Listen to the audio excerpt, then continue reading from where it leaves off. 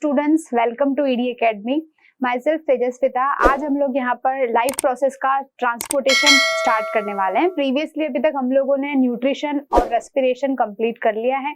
साथ ही साथ में हमने हर सारे जितने भी फंक्शनैलिटीज है उनके डाइजेस्टिव ऑर्गन से रेस्पिरेशन का जितना भी जो फंक्शनैलिटीज है वो ऑलरेडी हम लोग कंप्लीट कर चुके हैं। अभी हम लोग लाइफ प्रोसेस के पार्ट 3 पे मूव कर चुके हैं, जो कि है ट्रांसपोर्टेशन। बेसिकली न्यूट्रिशन से जो कुछ भी एनर्जी हम लोगों को मिलती है उसी के बिहाफ पर ऑक्सीजन की प्रेजेंस में उसी फूड का ब्रेकडाउन होता है। फूड का ब्रेकडाउन होता है तो वहां पे एक अमाउंट ऑफ एनर्जी रिलीज होता है। उसी प्रोसेस को हम बोलते हैं रेस्पिरेशन।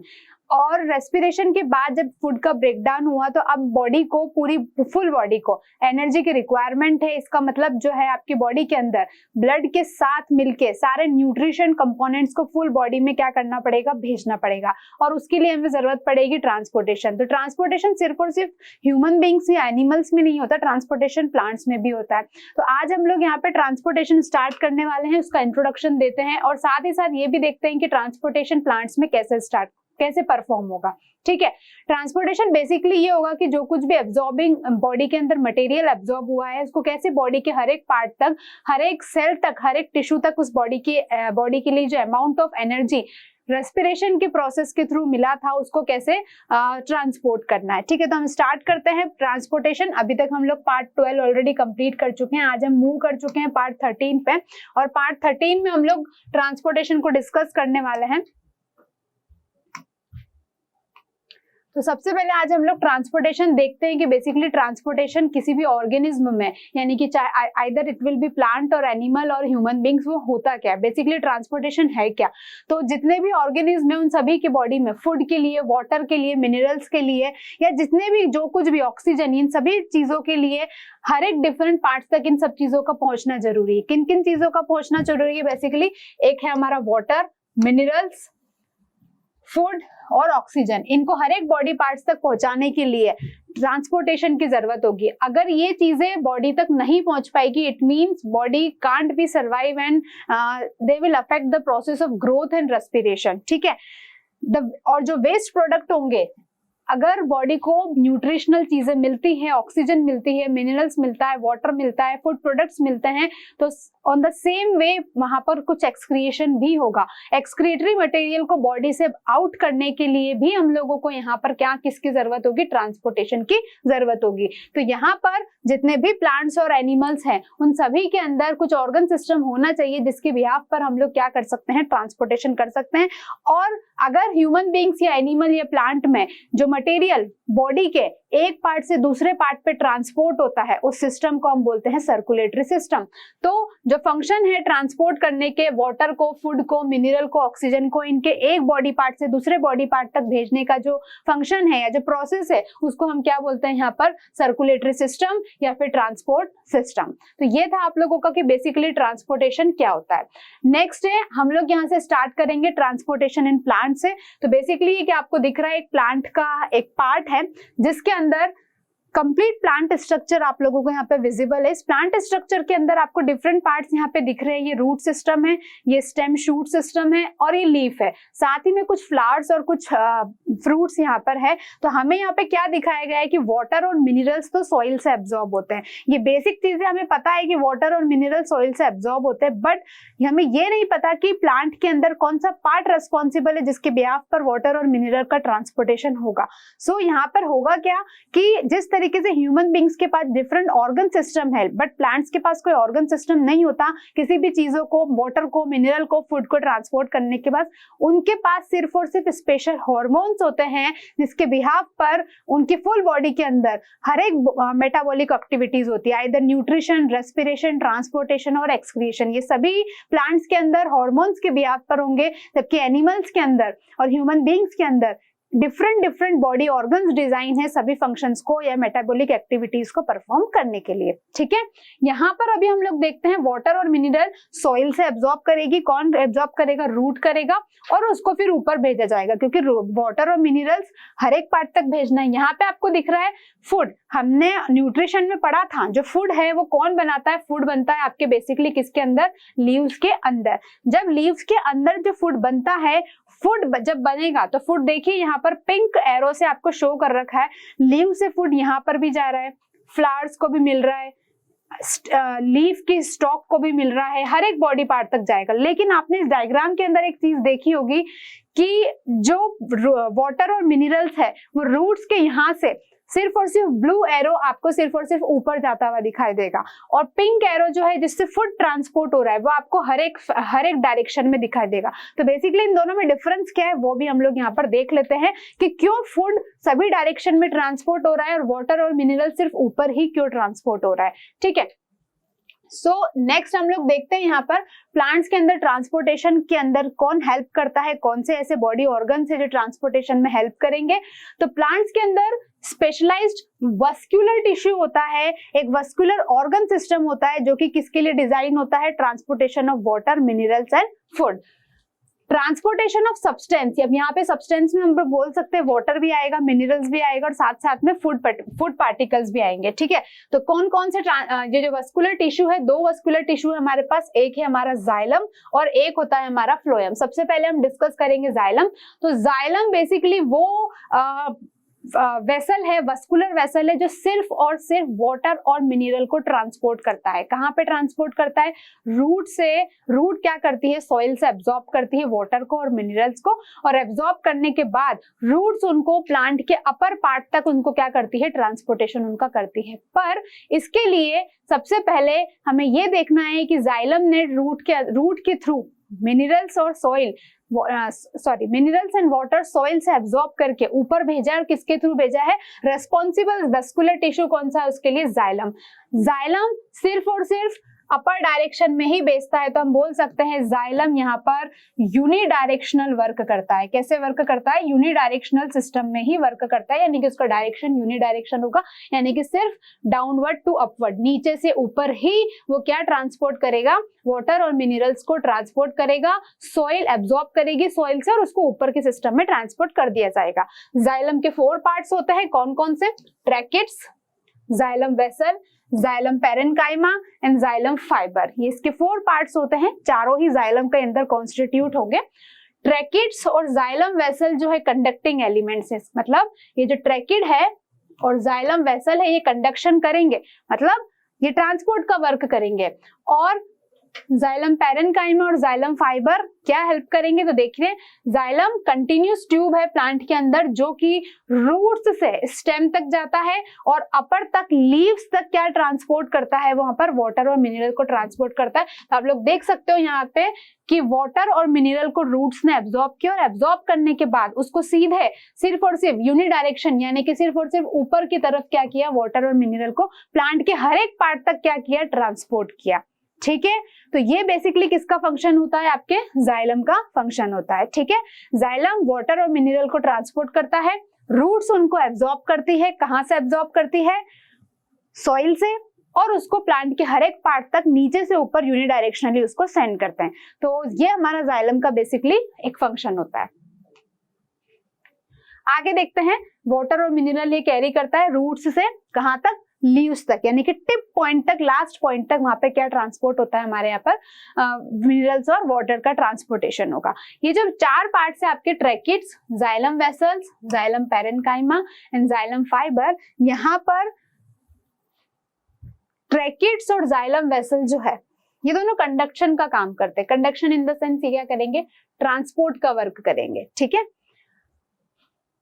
नेक्स्ट हम लोग देखते हैं फ्लोएम, क्योंकि 2 पार्ट्स थे और जाइलम और फ्लोएम दोनों किसके टाइप से, जाइलम और फ्लोएम दोनों मिलके क्या कॉन्स्टिट्यूट करते हैं, वस्कुलर बंडल। ये दोनों मिलके क्या कॉन्स्टिट्यूट करते हैं, वस्कुलर बंडल। ठीक है, जाइलम और फ्लोएम दोनों मिलके वस्कुलर बंडल का फॉर्मेशन करेंगे। जाइलम ने वाटर और मिनरल को ट्रांसपोर्ट किया है यूनिडायरेक्शनली। अब फ्लोएम को देखते हैं, फ्लोएम क्या बेसिकली ट्रांसपोर्ट करता है। तो फ्लोएम बेसिकली फूड का ट्रांसपोर्ट करता है, क्योंकि वाटर और मिनरल का ट्रांसपोर्ट तो जाइलम ने कर दिया है। फ्लोएम किसका ट्रांसपोर्ट करेगा, फूड का ट्रांसपोर्ट करेगा।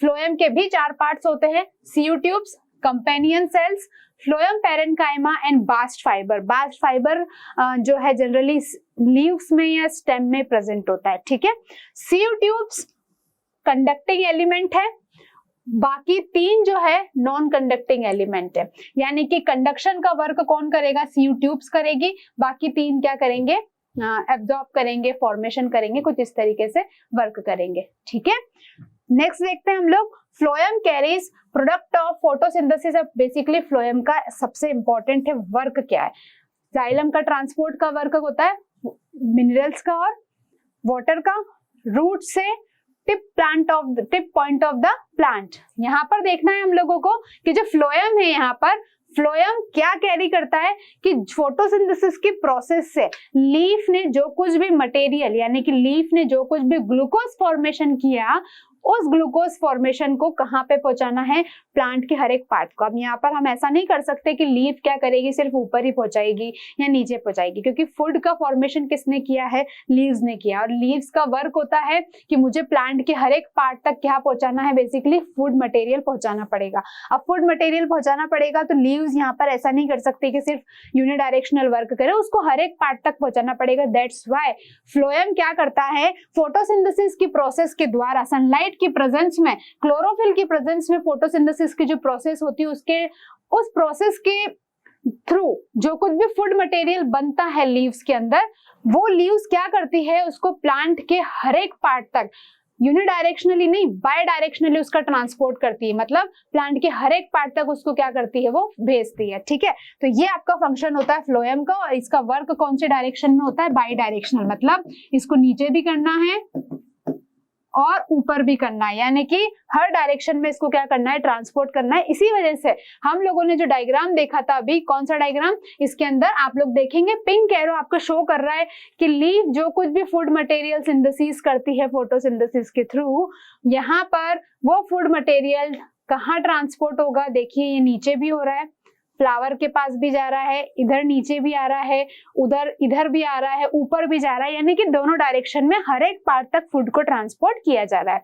तो ये बेसिकली आपका फंक्शन था जाइलम और फ्लोएम का। ठीक है, जाइलम और फ्लोएम के बाद हम लोग देखते हैं एक प्रोसेस है यहाँ पर, एसेंट ऑफ सेप। बीच में एक टॉपिक आया है, but this topic is completely related to xylem and phloem. उन्हीं से रिलेटेड टॉपिक है कि बेसिकली दोनों के अंदर ऐसी क्या प्रोसेस हो रही है, उस प्रोसेस से एक वर्ड कंस्टिट्यूट होके आया हमारे पास, that is known as ascent of सेप।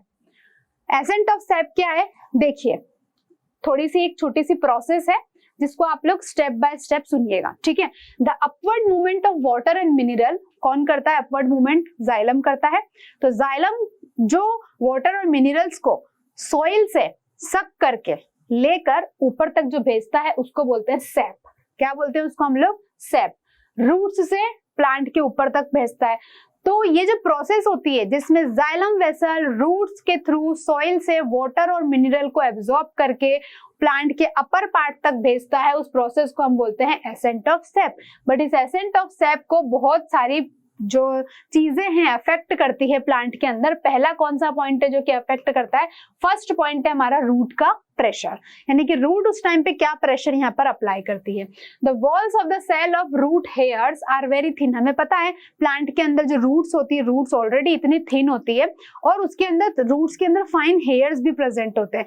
वो फाइन हेयर्स क्या करते हैं, छोटे छोटे हेयर्स जो प्रेजेंट होते हैं वो और थिन होते हैं, मतलब ये जो रूट सिस्टम होता है, इन रूट्स के अंदर और इस तरीके से पतले पतले बहुत फाइन, ये कुछ मोटे बन पा रहे हैं लेकिन बहुत फाइन, जिस तरीके से हमारे हेयर्स होते हैं उतनी ही थिननेस जो रहती है उतने ही थिन रूट हेयर्स प्रेजेंट होते हैं। वाटर फ्रॉम सॉइल, पानी जो है सॉइल से एंटर करता है सबसे पहले रूट हेयर्स में, क्योंकि ऑस्मोसिस प्रेशर है।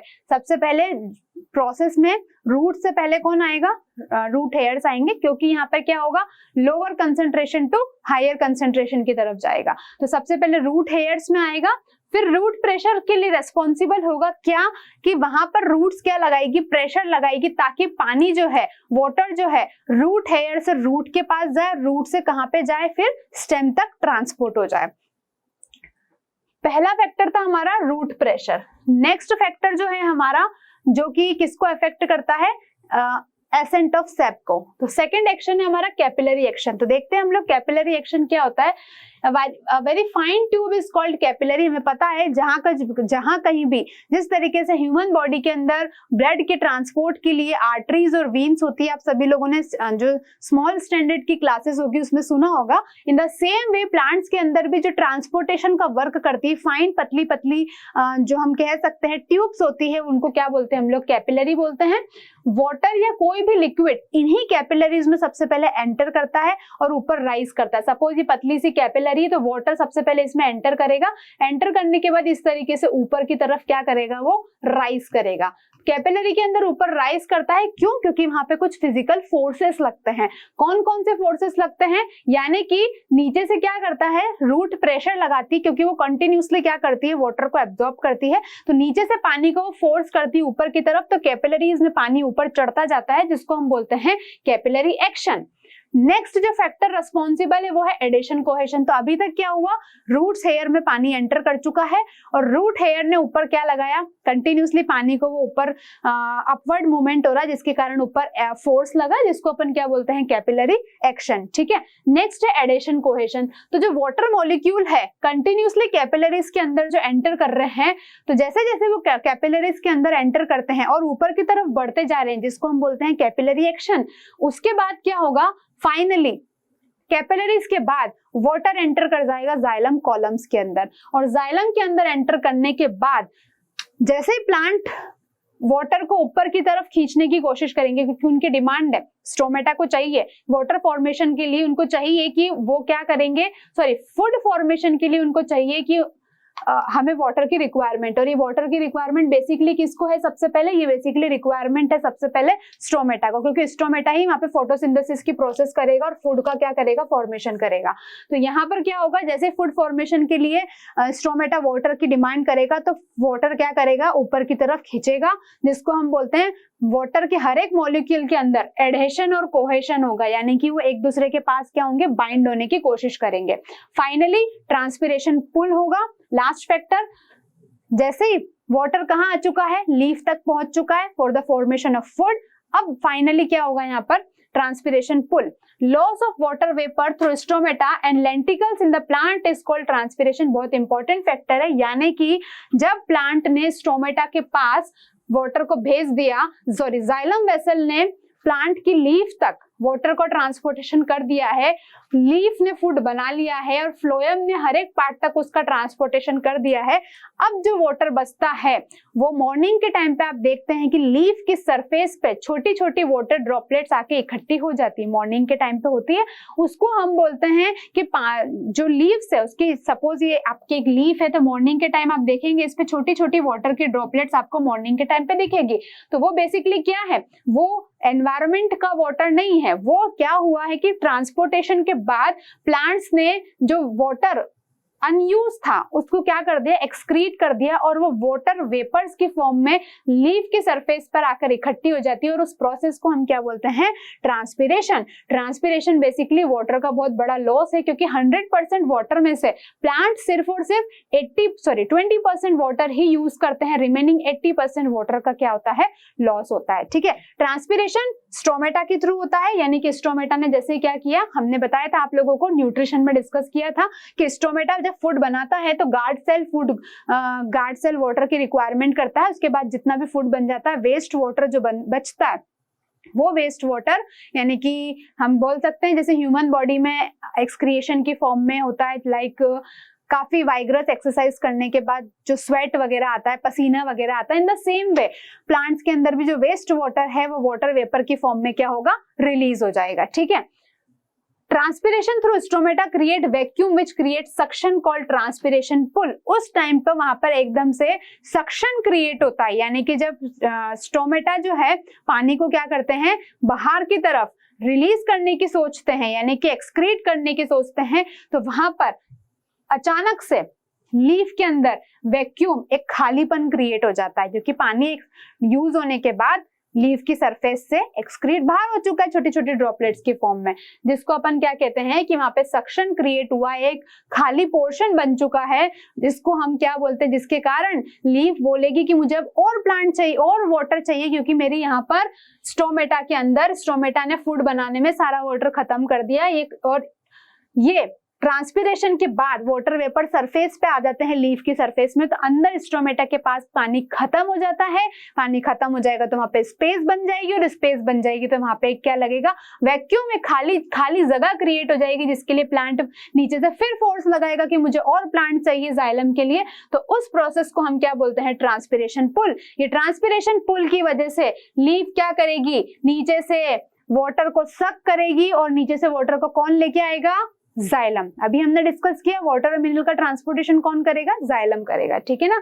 Tubes and this water is able to rise. इस तरीके से वाटर क्या करेगा, वो सक्शन जो खाली जो जगह क्रिएट होती है लीफ के अंदर, जिसमें लीफ का स्ट्रोमेटा बोलता है मुझे और वाटर चाहिए फूड बनाने के लिए, तो वो नीचे से प्रेशर लगाते हैं, तो जाइलम को बोलते हैं हमें वाटर चाहिए। जाइलम नीचे से प्रेशर क्रिएट करता है और ऊपर पानी खींच के लाता है। इसी प्रोसेस को हम क्या बोलते हैं, एसेंट ऑफ सेप। और इसी तरीके से जो टॉलर प्लांट्स होते हैं जो ग्रेट हाइट तक जाते हैं, उन्हीं प्लांट के अंदर भी इसी प्रोसेस के थ्रू क्या होता है, वाटर का ट्रांसपोर्टेशन बेसिकली होता है। तो एसेंट ऑफ सेप को यहाँ पर कितनी चीजों ने अफेक्ट किया, सबसे पहले रूट हेयर्स ने, उसके बाद कैपिलरीज एक्शन ने। कैपिलरी एक्शन के बाद क्या हुआ, हमने देखा एडेशन कोहेशन फोर्स लगा, वाटर के मॉलिक्यूल एक दूसरे के पास आए, फाइनली ट्रांसपिरेशन पुल हुआ, और लीफ के अंदर स्ट्रोमेटा ने फूड बनाया, पानी खत्म हुआ। पानी खत्म कुछ किस तरीके से हुआ कि लीव्स के अंदर फूड बनाने के बाद जो पानी है वो वाटर वेपर की फॉर्म में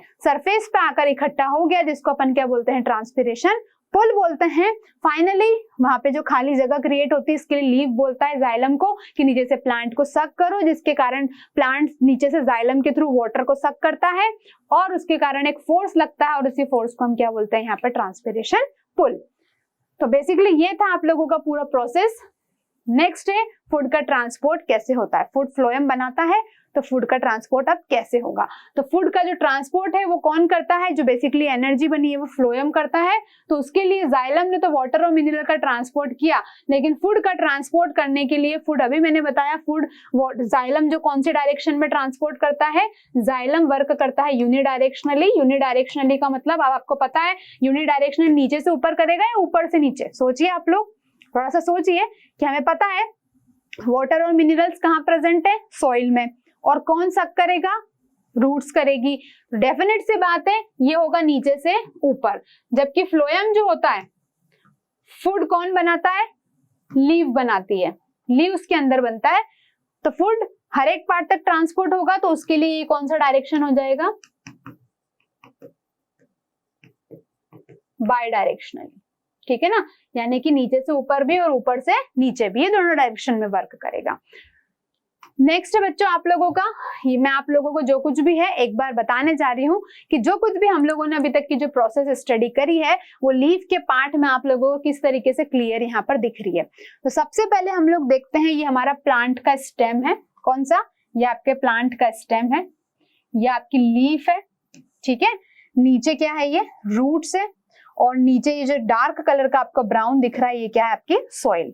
सबसे पहले जाइलम कहाँ होगा, तो देखिए ये यहाँ पर इतनी फाइन फाइबर्स बनी हुई है, जिसमें कौन सा टिश्यू है आपका, जाइलम टिश्यू है। तो जाइलम क्या करता है, सॉइल से वाटर और मिनरल को एब्जॉर्ब करता है। तो ये सॉइल से किसने एब्जॉर्ब करा, ये देखिए ब्लैक ब्लैक आपको कौन दिख रही, रूट्स। रूट्स ने सॉइल से वाटर को और मिनरल को एब्जॉर्ब किया, और जाइलम उसका ट्रांसपोर्ट कर रहा है ऊपर तक। ये देखिए ऊपर ऊपर ऊपर ऊपर ऊपर तक इसका ट्रांसपोर्ट हो रहा है।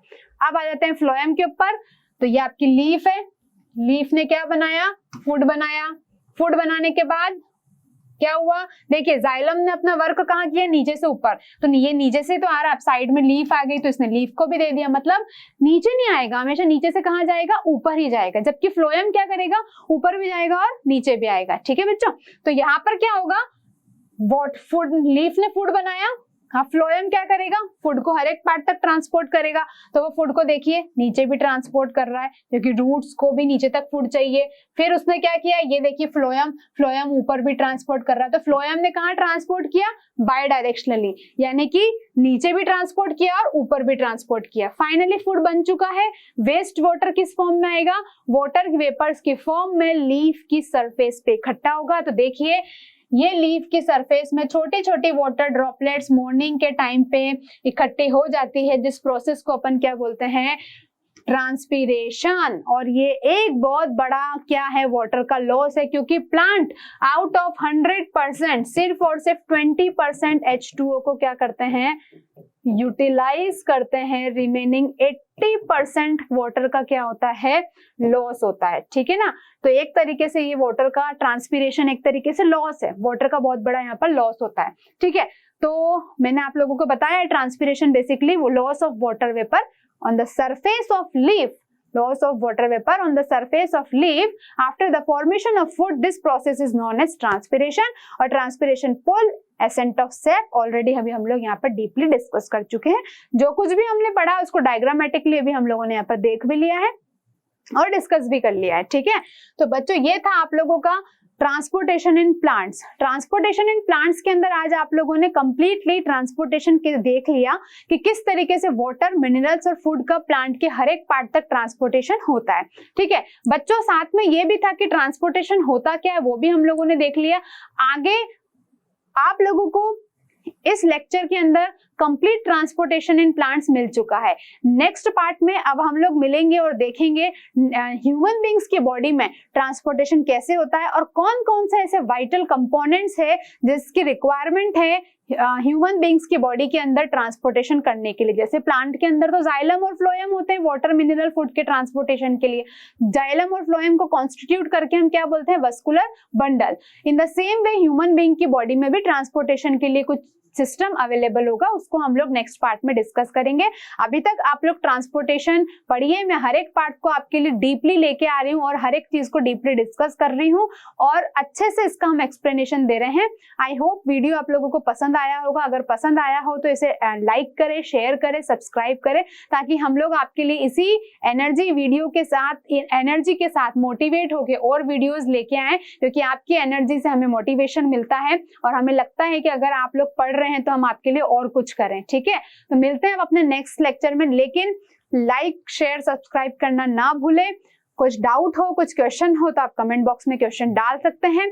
जल्दी हम लोग लाइफ प्रोसेस के बाद इससे रिलेटेड इंपॉर्टेंट क्वेश्चन की सीरीज भी इसमें लेके आएंगे, जिससे आप लोगों का जो होगा इंप्रूवमेंट होगा। साथ ही बोर्ड एग्जाम में क्या क्या क्वेश्चन आप लोगों के लिए फॉर द ईयर ऑफ 2023-24 के लिए क्या क्या चीजें इंपॉर्टेंट है वो भी हम लोग साथ में इसमें डिस्कस करेंगे। बोर्ड पैटर्न पे क्या क्या क्वेश्चन इंपॉर्टेंट है लाइफ प्रोसेस चैप्टर के लिए, वो सभी चीजें हम लोग यहाँ पर डिस्कस करेंगे। तो बच्चों मिलते हैं फिर अपने नेक्स्ट लेक्चर में, तब तक आप अपनी स्टडीज को कंटिन्यू रखिए।